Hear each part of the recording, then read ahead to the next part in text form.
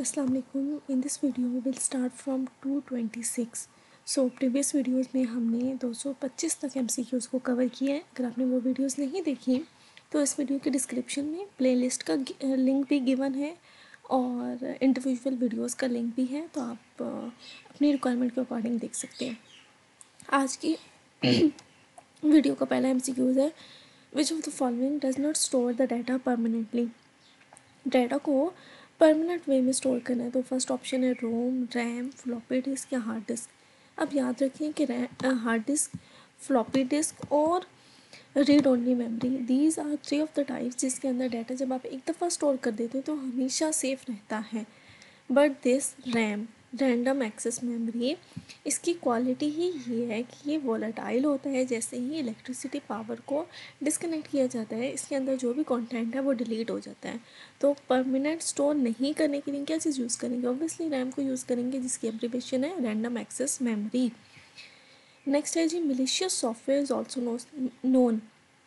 Malicious का मतलब होता है वो चीज़ जो कोई ख़राबी पैदा करे, जो हार्मफुल हो। ठीक है, तो मलिशियस सॉफ्टवेयर्स को हम दूसरे वर्ड्स में मालवेयर भी कहते हैं। ठीक है, इसका बैडवेयर रिलेटेड कोई लफ्ज़ नहीं होता कंप्यूटर टेक्नोलॉजी में, तो उसको निकालते हैं। मलिशियस वेयर भी नहीं होता है, इलीगल वेयर भी नहीं होता, तो ये तीनों नाम तो कंप्यूटर टर्मिनोलॉजी में एग्जिस्ट ही नहीं करते। जो मलिशियस सॉफ्टवेयर्स होते हैं उनको मालवेयर बोला जाता है। ठीक है, और कुछ एंटीवायरस सॉफ्टवेयर जो इनको डिटेक्ट और रिमूव करते हैं उनका नाम होता है मालवेयर बाइट्स। ठीक है, मल्टीपल डिफरेंट सॉफ्टवेयर्स हैं जो कि एज एंटीवायरस काम करते हैं। हार्डवेयर और software design to guide the against the unauthorized access to the computer network is also known as firewall। ये बेसिकली आपके कंप्यूटर सिस्टम के आसपास एक वॉल की तरह काम करती है। जब भी कोई वायरस अटैक करने लगता है तो ऑटोमेटिकली ये आपके सिस्टम को उस मलिशियस सॉफ्टवेयर से, उस वायरस से प्रोटेक्ट करती है, अलार्म डिटेक्ट करती है, उसको ऑटोमेटिकली आने से रोक देती है। नेक्स्ट जो है MCQs है, dash program computer are the large computer are of large files. तो मेन फ्रेम कंप्यूटर जो है वो लार्ज फाइल्स पर बेस करता है। NOS स्टैंड फॉर, तो network operating system, one of a very important MCQs, ये जनरली पूछा जाता है।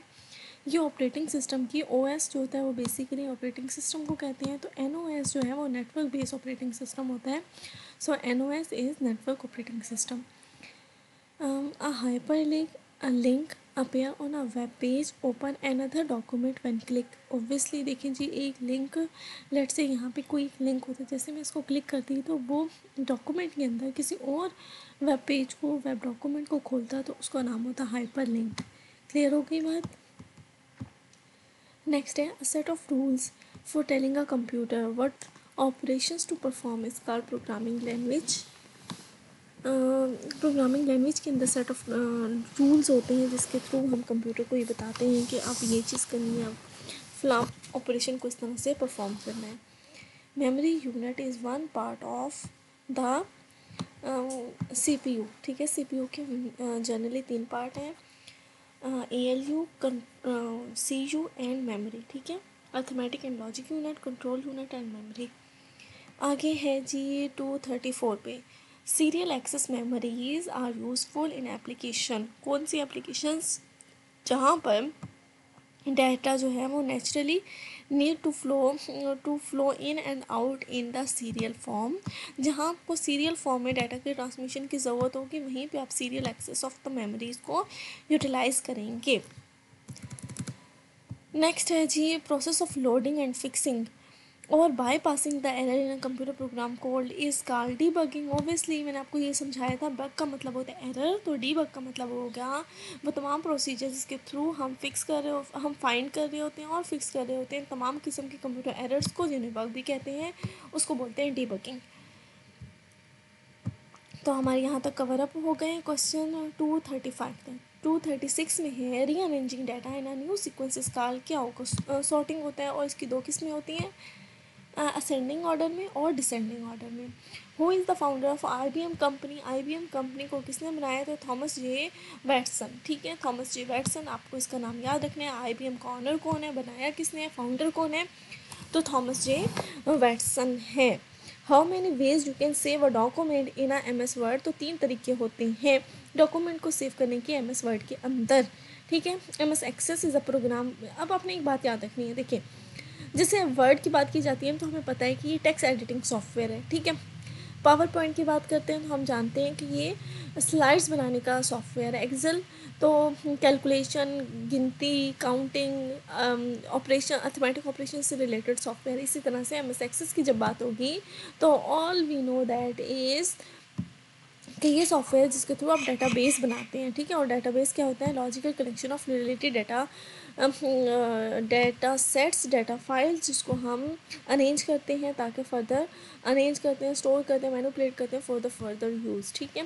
FTP स्टैंड फॉर, ये मैंने ऑप्शन ऑलरेडी भी आपको पढ़ाया, फाइल ट्रांसफर प्रोटोकॉल इसका आंसर है। तो ये आपको आई एम डैम श्योर ये ऑलरेडी आता होगा क्योंकि मैंने प्रीवियस वीडियोज़ में ये आपको बताया था। Which technology provide solution for the PC visualisation. PC की विजुलाइजेशन अगर आप करते हैं, विजुलाइजेशन, ठीक है, तो वो किसके थ्रू होती है? वो हाइपरवाइज़र के थ्रू होती है। मैं आपको इसे थोड़ा सा समझा देती हूँ।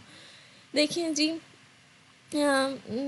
जब आपके सिस्टम में रिसोर्सेज कम हैं और आपकी ज़रूरत है ज़्यादा रिसोर्सेज को यूज़ करने की, तो 2 तरीके हो सकते हैं। या तो आप एडिशनल रिसोर्सेज अटैच कर लें, एक तरीका तो ये है, वो कॉस्टली वे है।